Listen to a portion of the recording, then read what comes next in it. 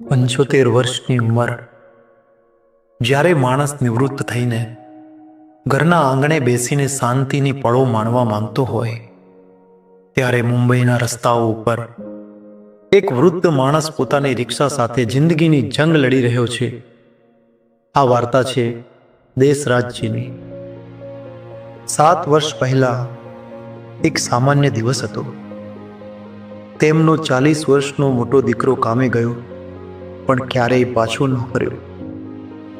અઠવાડિયા પછી ખબર પડી કે તે હવે આ દુનિયામાં નથી.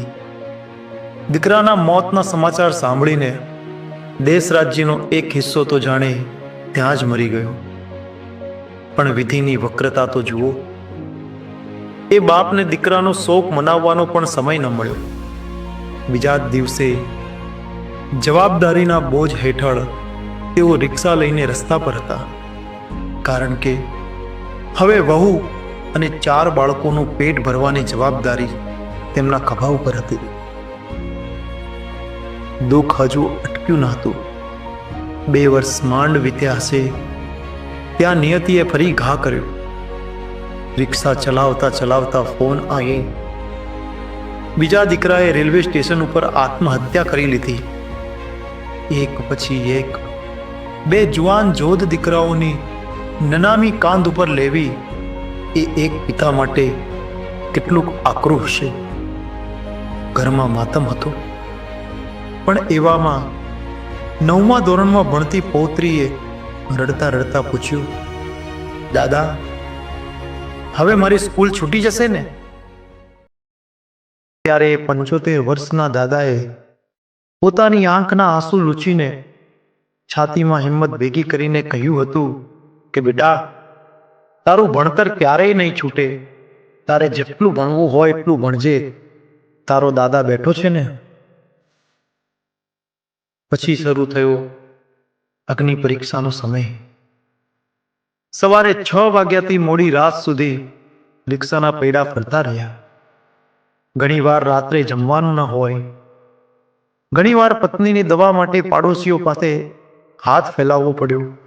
પણ દેશરાજજી હાર્યા નહીં.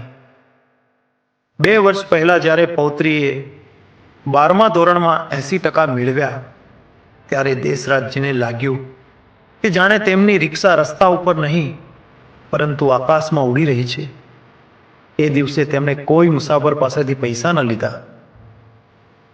જ્યારે પૌત્રીએ દિલ્હી જઈને બીએડ કરવાનો નિર્ણય કર્યો, ત્યારે ખિસ્સામાં પૈસા ન હતા. પણ એ દાદાએ કહી દીધું હતું ને કે ભણતર નહીં અટકે. તેમણે પોતાનું એકમાત્ર ઘર વેચી દીધું, પરિવારને ગામડે મોકલ્યો અને પોતે મુંબઈની ફૂટપાથ ઉપર પોતાની રિક્ષામાં જ રહેવા લાગ્યા. આજે એ જ રિક્ષા તેમનું ઘર છે. ત્યાં જ ખાવું અને ત્યાં જ સૂવું. વધતી ઉંમર છે, પગમાં દુખાવો થાય છે.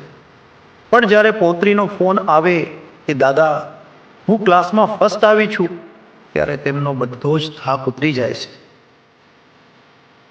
દેશરાજજી આજે પણ મુંબઈના ખાર ઠંડા નાકા પર રિક્ષા ચલાવતા મળી જશે. તેઓ તે દિવસની રાહ જોઈ રહ્યા છે કે જ્યારે તેમની પૌત્રી શિક્ષક બનીને આવશે.